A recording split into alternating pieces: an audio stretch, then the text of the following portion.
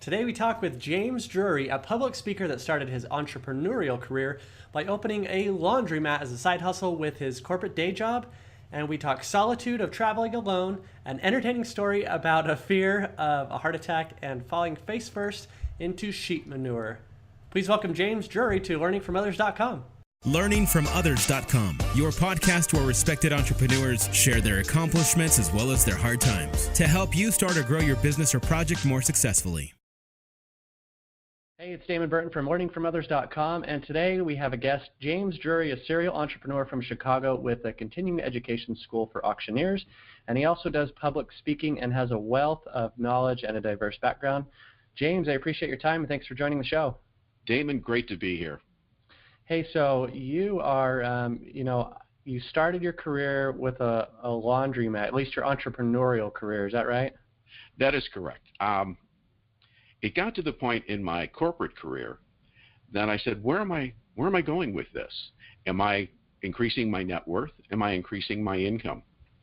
Am I going to be, I was in my late 30s, and I said, once you get about 40, 42, 45, it gets a little bit more difficult to get gainfully employed in a career that that I started when I was 25 in the medical business.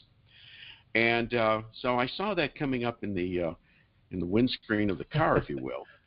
And I was enjoying my job. I was traveling all over. I was a regional manager for a biotech company.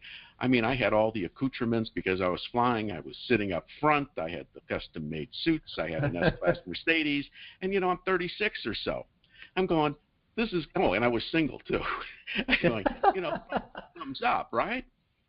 Well, I said to myself, well, I've got this S-Class Mercedes. Maybe I should get a Porsche. And with that, Damon, I said, wait a minute. This could all come crashing down. So I had met a fellow who was a broker for laundromats. And he said, James, what you need is a laundromat. And I said, no, I don't. So we had a nice conversation about this. And what he showed me is that the question was this: James, can you put together in 5 years, increased your net worth by about $150,000 by working this job? I said, no, I don't think so. He goes, well, I can sell you a laundromat that is profitable. You can buy the business and buy the land, and the owners will finance you. Just got to give them a nice down payment. I said, well, how much do I need? And he told me, and I said, well, okay. And so what I did, Damon, at the time, since I was flying so much, I had frequent flyer miles. And at that time, you could sell your frequent flyer miles. And I did. And that's how I financed my first and second laundromat while I was still working. I really liked flying around knowing people were putting quarters in my machines. Yeah. And so every month, I knew I had an amortization table, and I knew I could see every month, every time I wrote a check, my net worth increased by $2,500 and my debt load decreased by $2,500. And I had a few $100s a month, just to pay for gas going back and forth. So my goal was, okay, 5 years, I can pay this off. I have a nice asset that's worth about $150,000. It's going to be throwing off some nice money, not enough to live on, but it's going to throw off a little extra money, and that's a good thing. So 6 months after I purchased the first one, I sold off some more frequent flyer miles and bought a second one. I said, this is good. And once again, on a 5-year note, bought the land, and every month, debt load went down, net worth went up. I'm going, and I'm still working. And I'm going, this is good. This is really good. So years progressed, and I sold off the first one, and I kept the second one for almost 20 years as a side business. And here's what I learned. I learned a lot, but the first thing I learned was this.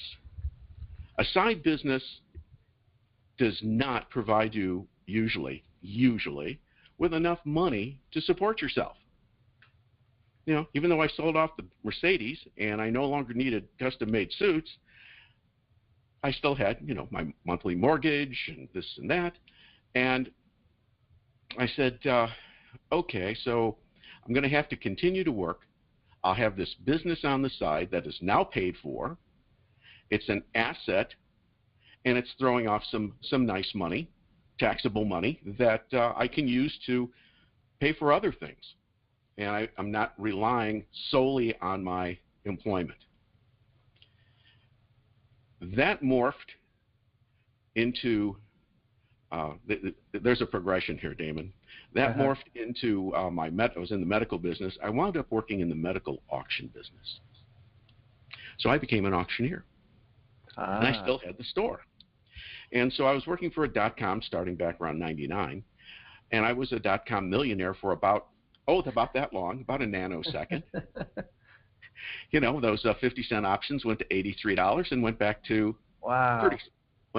Went back down to 30 cents. So it happened so fast. If I had a cold when it hit 83, when the cold was over, they were worth 35 cents. So it was that seesaw kind of thing. But I didn't go not so crazy like a lot of people and go out and buy a new Mercedes or buy $1 million home. I just said, let that ride. Where it goes, it goes. So I couldn't sell it. I could not sell it. I was locked out because they were options. But what it gave me is an opportunity to pick up a new career line, and that was become an auctioneer. Still had the laundromat going. And one thing led to another, and I helped a friend of mine who was in the real estate auction business, and this is where everything really started to take off for me. In 13 states in this country, auctioneers are required to take continuing education to renew their license. Like a real estate professional, attorneys have to take continuing education. Auctioneers have to take continuing education. So I drove downstate Illinois one day. I think I left on a Tuesday, and then Wednesday and Thursday I had to take my 12 hours and then drive home. And I'm going, I had to drive, 2.5 hours, stay in a crappy hotel, and then drive 2.5 hours back. I said, there's got to be a better way. So I was teaching some real estate continuing education classes, and I called up the state and I said, do I need a license to teach continuing education for auctioneers? And the lady on the other end of the phone downstate, very nice lady, said, no, you have to show competency. Well, Damon, in my, let's see, how many years of college? Post-high school, I've got 4, 5, 6 years post-high school, 7. And I said, well, I was always taught that you never answer a question with a question, right? So I said to her, I got to ask you, define competency. In your mind, I need to know where you're going with this. And she said, well, how about formal education? I said, master's degree, hours towards a PhD, taught at the college level, been an auctioneer at that time for since 99, and been about 10, 12 years. And I said, I have a license to teach real estate CE in Illinois. And she said, you're qualified. And then she said, and this was the life changer. She said to me, why don't you start your own school? And I said to her, well, that's not why I called, but since you've opened that door, I said, if I would start a school, it would have to be online and online only. She goes, that's what I'm talking about. I said, no one's doing that? She goes, no. I said, really? Ooh. So I said, let's end our conversation. I'm going to call you back in 30 days. Mark it on your calendar. I marked it on my calendar. And 30 days later, I called her. And I said, okay, I filled out the application for the school, have a check made out because I have to pay for the license. I've written 4 classes. I have a demo video up. So do I put everything in a FedEx box and ship it down to you? She goes, you're kidding. I said, oh, no, I'm ready to go. I just need approval. She said, well, and she didn't know what to say. I said, well, what do you want me to do? And she said, could you come down and make a presentation to our board? I said, sure. When is it? She goes, 30 days. I said, sure, no problem. I'll be there. Tell me where to be and what time. I arrived. She introduced me to the board of, I think there were about 6, 7 people, maybe 8. And I made my presentation. One fellow was totally against it. And the chairman of the board said, so let me understand this, James. I can go to my computer and take my classes online and I don't have to travel anywhere? I said, you can watch the videos in your underwear. I said, I don't care because I can't see you. And he looks around, he goes, does anyone object to this besides this guy over here? And no one said, this is a great idea. They go, approved. Just like that. What year are we talking? 6 years ago. Wow, I was thinking, everybody being so surprised that it wasn't available online, I was thinking this was a while back. That's interesting. So then I said, well, gentlemen, thank you very much, but there's just one more thing. They said, what's that? I said, well, 2 states, Illinois and Wisconsin, after you take the 12 hours, there are 4 classes, 3 hours each. After each class, you have to take an exam. And the twist in that is it has to be a proctored exam. Like when you're in college, in school, the instructor is there watching you take the exam. So I said, the one more thing is this. I said, I found a company out of California, and I'll just tell you the name. It's called ProctorU.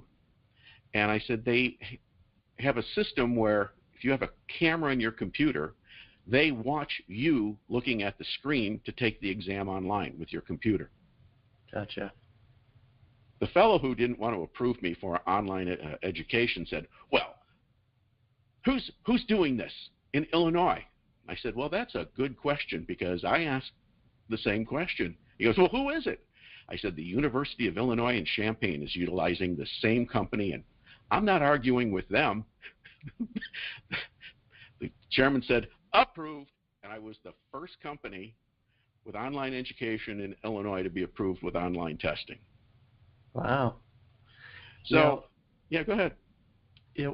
I'm curious, what do auctioneers learn on a continuing education basis?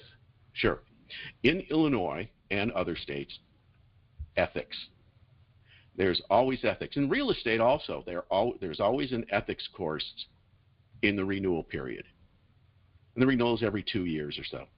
So they always require an ethics course. And just talking about what's right, what's wrong, what is ethics. And there's been so many books written about ethics. I've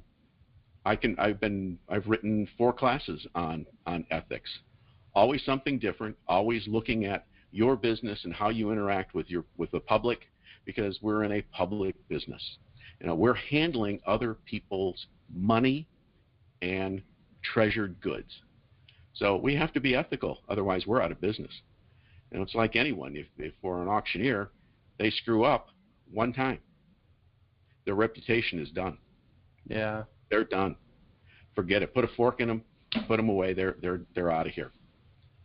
The other class that they have to take is a review of Illinois auction law. This year, I did a little twist.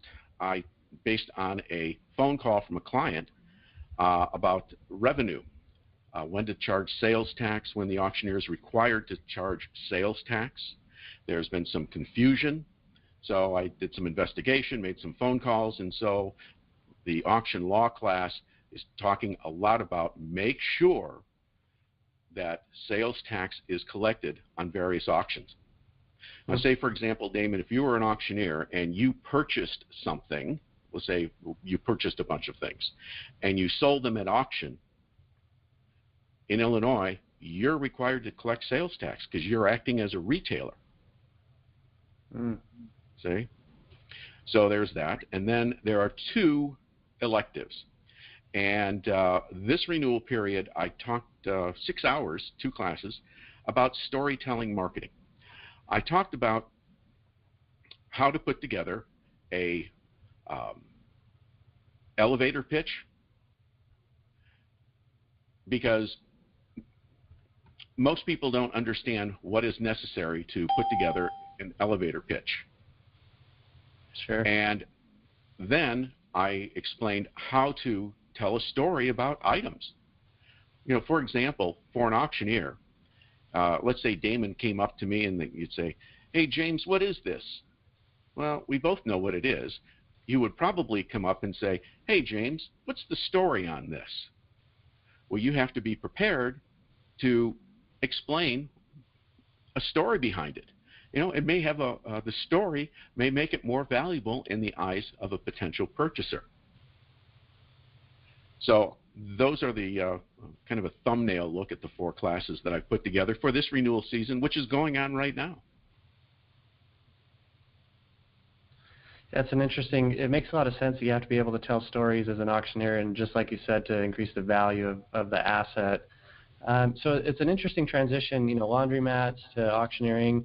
I want to go back a second to the laundromat. You had mentioned that you kept the second one but sold the first. Right. What was the defining factor in axing one of them and not the other? The defining factor was this. From my home to the first one, from the first one to the second one home was 90 miles. It was taking up too much time. And of the two, the second one was more profitable, and that's why I sold off the first one. I've actually had a personal interest in laundromats. My wife does, she's a cosmetologist, and at one point I built a salon for her, and it was right next to a laundromat. And I was always fascinated at to some extent it's passive income because you're not there babysitting it all the time. And the same thing, I've had an interest in car washes and storage units. But no, it's an interesting model. Yes. I will share this with you, Damon. When I got into the coin laundry business, I said my friends were more concerned with my failure rather than my being successful, which I thought was a pretty interesting comment. Jim, what's going to happen if you fail? I mean, it's a laundromat. I said, hey, everyone needs clean clothes. Yeah. And I said, well, so I asked some people, why are you so interested if I fail? Why aren't you asking me like, hey, what are you going to do to make this even more successful? So finally it got to the point, Damon, where I said to someone, I said, look, if I fail in this laundromat just because of my ineptness, this thing goes down the tube, so to speak. I said, I don't look at it as a failure. They said, well, how do you look at it? I said, I look at it as I made some missteps because I didn't know enough. I said, so failure is defined by me as they can't take my education, they can't take my morals, my ethics, my sense of humor, they can't take my voice, they can take all my worldly possessions, they can't take my clothes and my American Express card, which I pay off every month. So give me 24, 36 months, I'll be back bigger and better than ever. Yeah. Because I've already made the mistakes. And believe me, Damon, when you're in business for yourself, when you start out, you make mistakes. It happens, but it's an education. I'm not going to stand here today, Damon, and tell you that all of my adventures have been successful. I will tell you about the one that didn't work. I'm not going to call it a failure. I will tell you that I started a business. I spent $250,000, and I made nothing. Nothing. It didn't work, and I was convinced it was going to work. Everyone that was in the business said, Jim, this is a great idea, and I threw a lot of money at it, and it didn't work. So what did I learn? Someone asked me. I said, what I learned is don't do that again. That's pretty simple. What would you say was the cause of that business's failure? It was a business to hold a general auction. Let me tell you what the business was, and I'm going to tell you why I think it didn't work. The business was, here in Chicago, to sell power sports, motorcycles, jet skis, we'll say collector cars under $50,000, toys, if you will, right? Sure.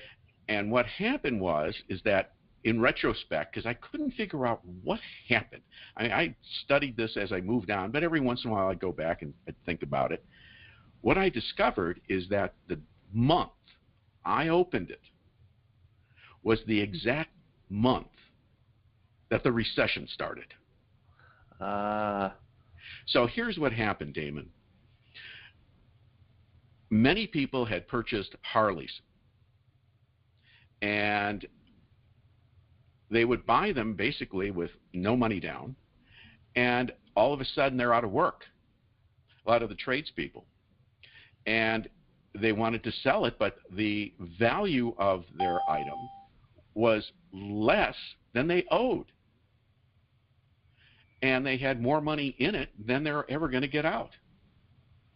And that was the problem. That was the problem. So I closed it up, licked my wounds, took me a year to figure out what I was going to do next, and off we went. And that's when Cornerstone started. That's the online school.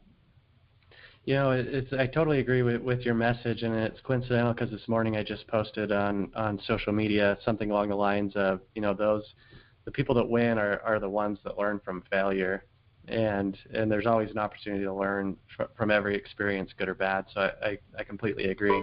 Oh yes. Oh please. Yeah, you've got failure. You learn more from failure, I think, than from success. Yeah, definitely. And you know, it sucks to be in that moment, you know, rightfully so, but there's a lot of opportunity to learn afterwards. Right. So you take all this experience, now you start Cornerstone, and you transition your business experience, and then that's even evolved as well. And so you're also in the world of public speaking now too, is that right? Damon, yes. And when I tell people this, they're saying, how did you move from one to the other? And I just say, to me, it's a logical progression. Here's what happened. I received about, this is October, about a year and a half ago, 16 months ago, I received a phone call from a client. And he said, hey, James, do you remember that class that you wrote on marketing to millennials for auctioneers? I said, oh, yeah. He goes, I took that class. I learned a lot from that class. I said, good. I said, you providing your auctions on your phone now? He goes, yes, you told me to do that. I said, yeah, that's correct. He said, I attended a conference. He said it was outside of the auction world. And he said, what I found out is that, this fellow came up and talked about marketing to millennials, selling to millennials, and what they're looking for. He said, I learned more from your class than I did from this guy, and I know what they paid him. And I said, really? Well, Damon, things happen for a reason. About 30 days later, I receive an email from a fellow in New York City that I've been following for about 3 years. I read about him in Forbes magazine. And he puts out a vlog, and he had this on that particular vlog, and I don't open them all the time, but that one I did. And he talked about a woman who's out of Toronto who has an online school program on starting a public speaking business. And I said, well, that's interesting. So one thing led to another, Damon, and I hired her as a mentor. It's a 10-month program. And I wound up putting together 2 keynote speeches, all based on my experience and life experience and business experience. And that's how the public speaking business started. She said, okay, you have to write a book. Well, okay. All right, here we go. I got to write a book. So I didn't know. I knew what I wanted to talk about, the first thing. And so I wrote a little children's book, and it's called A Man Named Bub, B-U-B. And it's a story of a little boy who goes out with his grandfather one day. And the grandfather takes him to 3 places. It's a true story. It's my story. And all happened in the south suburbs of Chicago, around Lansing, Illinois. And every place my grandfather took me, he lived next door to us at the time. And the 3 places he took me, he's going up and talking to these people. He's going, hey, Bob, this, and hey, Bob, that. So we finally wound up at a hardware store in downtown Lansing, Illinois, and I'm going to tell you the name because they allowed me to put it in the book, and it's Gus Buck, B-O-C-K Hardware in Lansing on Ridge Road.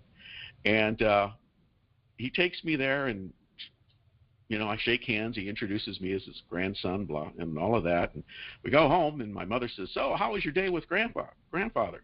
I said, "Grandpa knows everyone." She goes, "What do you mean?" I said, "He knows. We went here, we went there, we went here. He knows everyone, and everyone is named Bub." So, Damon, what it taught me, at age 7, 8, that he was unafraid to go up and talk to anyone. And when you're a child, you absorb, you observe, you listen. And all of my life, I've just had the ability to go up and talk to people. And it took me many years to figure out what was the catalyst for that. So, working with my mentor, I have a keynote speech called "You Can Never Know Enough People." And because of that, that's turned into a public speaking business. The other keynote is talking to people over the age of 50 to start a bit who are interested in either buying or purchasing a business. And you need to talk to everyone. You need to listen. I mean, I started 2 businesses on a phone call. Yeah. On a phone call. No one wants to believe me on that one, Damon, but my hand to God, it is the absolute truth. And just talking to people, you get ideas, and you think about it. And I've started 3 businesses after the age of 50. 2 are active businesses: the school, my public speaking business, but the auction business is not, and that's okay. Don't do that again. What type of royalty are you giving the state employee that answered your phone call? I have an excellent relationship with her. Whenever I receive a phone call and I can't answer it, I tell them to call her, and I always preface it saying, "Make you be very, very, very nice to this lady. She is the best." Yeah. Take care of her. Absolutely. So my next question you kind of started to touch on, and it was about speaking. So what audiences are you speaking to these days, and what can your audience learn from your presentations? My audience are primarily those close to 50, over 50, who wish to purchase or start their own business. And I'm going to tell them as many mistakes that I made and things that I've learned, because I don't want anyone to make the same mistakes, because they're avoidable. The first, I've been putting together some commandments. One of my first commandments is this: if you start or buy a business, don't think that it's going to replace your corporate income. People need to understand, just because you may have a great idea, it may not work the first 12 months, and you've got mortgages, college expenses, this, and this. And if you're in a corporate setting, you've got your vacation, you've got your perhaps 401k or something. Don't give up your day job until you are absolutely, positively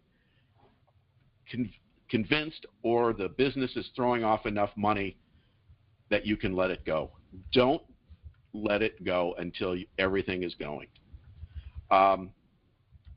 My second commandment is, if you're working and in any type of job, and you start something on the side to get some, either you want to increase your income or you want to increase your net worth, and that was my goal when I started. Don't tell anyone what you're doing. Damon, I can't stress this enough. I have told people this. They have looked at me, and I have told them, I said, if you tell anyone what you're doing, I will find you. I will take my Nerf bat, and I will beat you. I'm not going to, don't want to hurt you. I just want to get your attention. Don't tell anyone. It's no one's business, and it would hurt you in your corporate job. I've seen it happen. I've seen it happen twice. And I never told anyone what I was up to. Never. Never. What's the main What's the main thing that you think is at risk when if people do say something? So is it their day job that they should be concerned about, or is it Yes. is it the support system? Right. It's their day job. And this is how I see it, Damon. This is my opinion only. If you have some type of, you're gainfully employed, and you let everyone know that you purchased a laundromat, or you've started an online business, you're selling things on Amazon, whatever it is, or you're making, you're making some extra money by selling things on eBay, whatever it is. When it comes to review time, doesn't matter how good of a job you're doing. Your supervisor may say, well, hey, Damon's got this thing going on the side. He doesn't need the money. This person over here needs the money. Damon's really not all into his job here because he's got this other thing going on that's taking up some of his mental time when he should be thinking about his job here. You don't need that, Damon. No one needs that. That's why I say it's your business. Keep it to yourself. That's how I see it. Sure. Now, this topic of not quitting your day job is interesting, where your audience is around 50-year-olds, give or take. Do you see? It's interesting for me to compare that to younger audiences and younger entrepreneurs, because it seems like these younger audiences are obsessed with VC money or funding instead of grinding or shoestringing or self-funding by keeping your day job. Do you run into that with the more mature audiences where they say, well, why don't I just take on funding? I've never been asked that question, but I have some definite ideas about that. And it all has to do with age. For a younger audience, we'll say, maybe up to 35, 40, 45, they still have runway left in their life if they make a mistake. If you're 50, you don't have as much runway left. When you're younger, you're willing to take perhaps more risks, and I admire the millennials and going out and getting VC money. I just had a phone call from a friend of mine. Some fellow is starting a new real estate company. He's like 33, and he has picked up, I think he's a very high 9-number VC money to start his company. And I admire that. That's great. That's great. But for the older person, 50 and plus or getting close to 50, they may have other responsibilities and, just life stuff. Some people are starting second families. They don't want to take that risk and risk everything. They become risk adverse. And that's all it comes down to. And I get it. I understand it. When I was in my late 30s and I started these things up, I still had a lot of runway left. I think, well, hey, if it goes down the dumper, so what? I can start again. Yeah. That's all.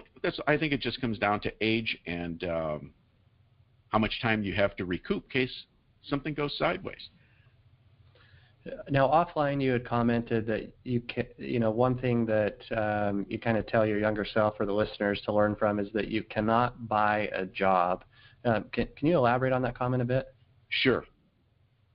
What I learned is that your side business, as we talked about a little while ago, your side business, in my opinion, this is all my opinion, Damon, your side business, I've seen people think, I'm going to buy a job. I'm going to buy this business. This is a going business, and I'm going to buy a job, and it's going to replace the income I have and all the things that I have now.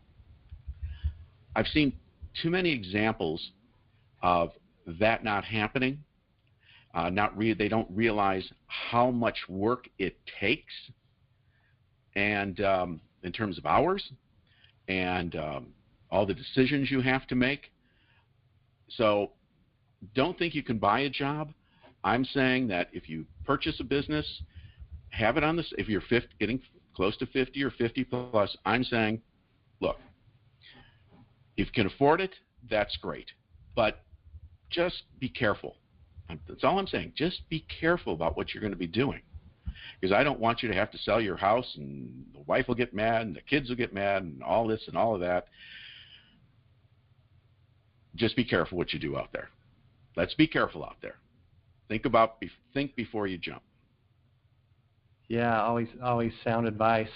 James, as we're kind of getting towards the last few minutes of our call, tell me a little bit more about what you do outside of work. You had mentioned you're into hiking. What else do you get into? Well, the past 3 years ago, I did the first half of the Camino de Santiago in Spain, the pilgrimage. I don't know if you're familiar with it. Yeah, I've heard of it. Yeah, go ahead. Okay. And then the second year, I finished it up. And then last year at this time, I just completed walking the Wicklow Way through the Wicklow Mountains of south of Dublin. What I find, the Camino de Santiago is a pilgrimage that's been going on since the time of Charlemagne. It's 500 miles, just a good stretch of the legs. Wow. And it tests you, and you think about your life. And that's the whole idea behind it, and it ends at the Cathedral of St. James in Santiago, Spain.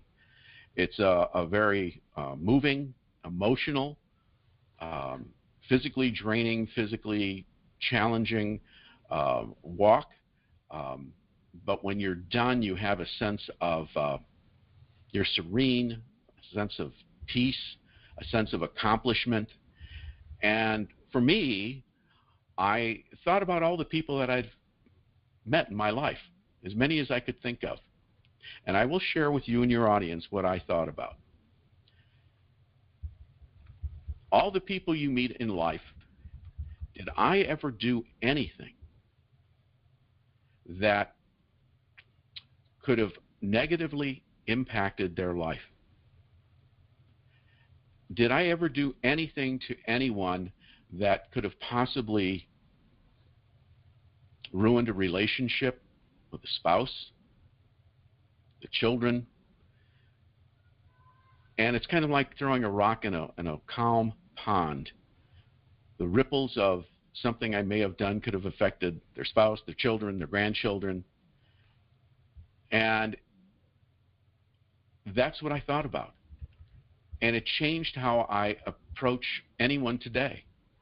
I want to give them the best advice with caution that I possibly can.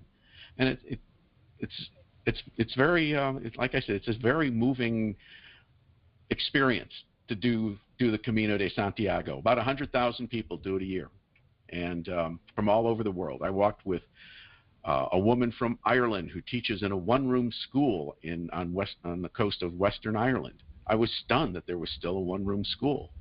I walked with guys from Portugal who were half my age, and I said, "Gentlemen, you just keep on trucking, because for every 3 steps you're taking, I'm taking 1. I'm in here for the long haul." I said, "It's the tortoise and the hare with you guys." Who else did I walk with? Walked with a fellow from Hamburg, Germany, and he had a pack on him, Damon. He was camping. And I don't camp. I stay in B&Bs and hotels at the end of each day. And he was going to be camping out. He had his cooker with him, and good for him. Last year I walked the Wicklow Way by myself. On day 3 I found out I wasn't supposed to be walking it by myself, but that's a whole story. Climbing up the side of a mountain with, I didn't realize that in Ireland peat was in the mountains. I thought it was in a bog. The rain was sideways blowing me down. I had to climb up the side of this mountain on all 4s with the sheep manure and the mud. I'm trying to be polite with the manure word here, Damon. Yeah. The peat and the mud, and I get to the top of this thing that took me about a half hour crawling. I get to the top, and I go, "James, what the hell were you thinking that you could do this?" Yeah, by yourself. But I did it. I will tell you that when I landed in Dublin, I weighed myself at the airport, and I weighed 198 pounds. 10 days later, I'm back in the airport on my way to Paris, and I weighed myself again. 183. I was burning up the calories, and if you want to lose weight, walk the Wicklow Way. Yeah. Now, are these treks, are they organized, or you just kind of go? The Camino is, I know of about 3 outfitters. I used one out of Dublin, and they will set up everything. So you take the hike. They'll put you in hotels and B&Bs along the way. So you maybe walk 15 miles a day, and you can walk in with a group. Personally, I like to walk alone, and because I meet people along the way, and I hear their stories. It's great. So the Camino, there are more people. The Wicklow Way, you start in Dublin and go south. Well, I did it the other way. I took a bus down to the end point and then walked back to Dublin. I will tell you, Damon, I only came across about 5 people in 9 days. Wow. On the Wicklow Way. I walked by the Guinness estate where they were filming episodes of the Vikings, which I've never watched, and it was beautiful and scary.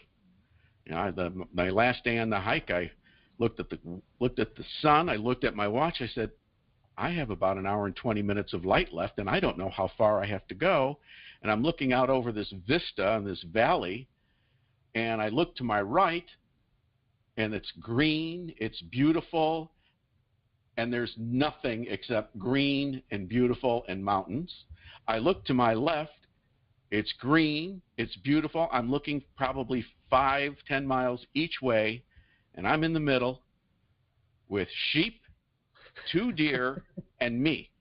And an hour and 20 minutes left of sunlight, and I don't know how far I have to go. For this city boy, there were no phone lines, there were no electrical lines, there were no houses, there was no smoke from a house way off in the distance. It was just me. And I've never, ever felt that small and minute in my entire life. And I hope everyone can feel that, because it made me, it provides a good story because it's all true. But I said, where am I going to go? The trail was not really marked well, Damon. So I could see this fence way, way, way down the valley. And I said, okay, I'm going to walk to that point right there. I walked to that point, and that's where they had the ladder where you could climb over the fence. Literally, dead reckoning, Damon. I found it by accident. Climbed over, and then I'm walking, and the trails were so steep, I could only go sometimes only 20 feet. And I had to stop for 5 minutes and let my heart rate go down. Wow. Because, there was one point I said, okay, my heart is pounding. My feet are slipping on the sheep manure. I have my walking poles, and my heart is going boom, boom, boom, boom. And I said, okay, this is where it ends, James. You're going to have a grabber. You're going to have a heart attack. You're going to do a nose plant in the sheep manure. At your funeral, they're going to say, how did he die? He did a nose plant in sheep manure in Ireland. And that's your legacy. That would be my legacy, Dave. So I got one last question on this trek topic. Sure. Do you find that these treks were more physically or mentally exhausting, or kind of equally the same? For me, I would say it was more physically.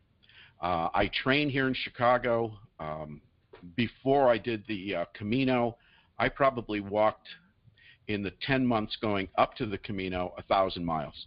We have some very nice forest preserves around here, and I'd throw on my backpack with 30 pounds, and off I would go.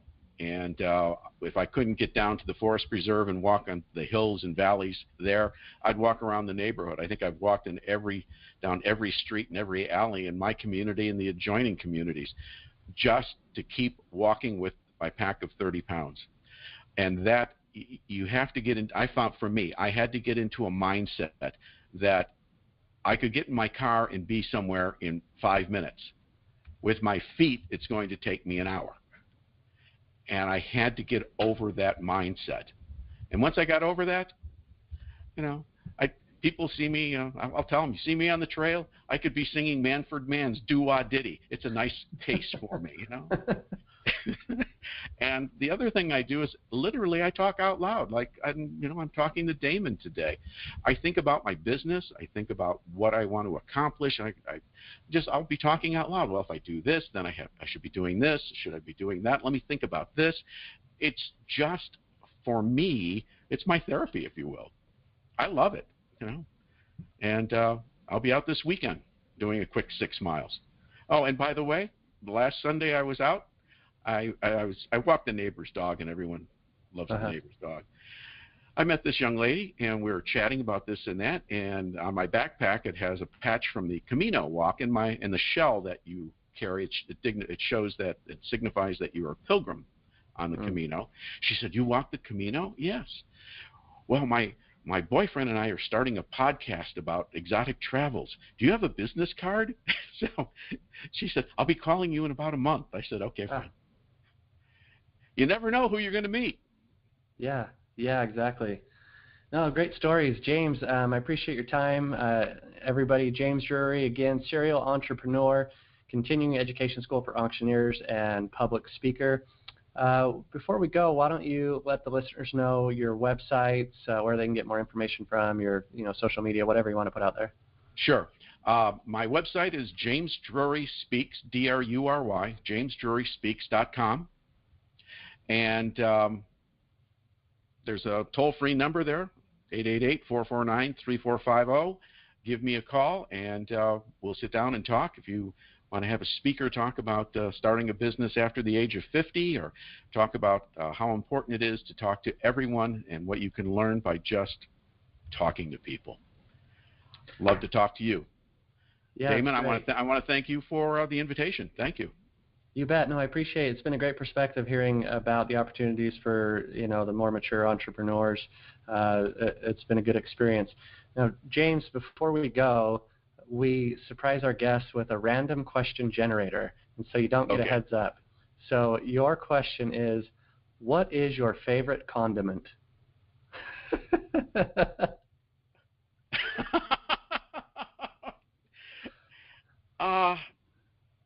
Well, let's see, my favorite condiment, that would be like a side. Are you talking about like ketchup, mustard, mayonnaise? Oh, that type of condiment. and if it's too much of a stretch, I got a backup for you. Well, I'm going to give you my answer, and I want the backup too. My favorite condiment is a good barbecue sauce, like on a burger or something like that. Yeah. Are you? So what about steaks? Some people are like, sauces ruin a steak, or they make a steak. I've been known to, among my buddies, when the wives are out of town, they all want to come here because I cook. I've done steaks, heavy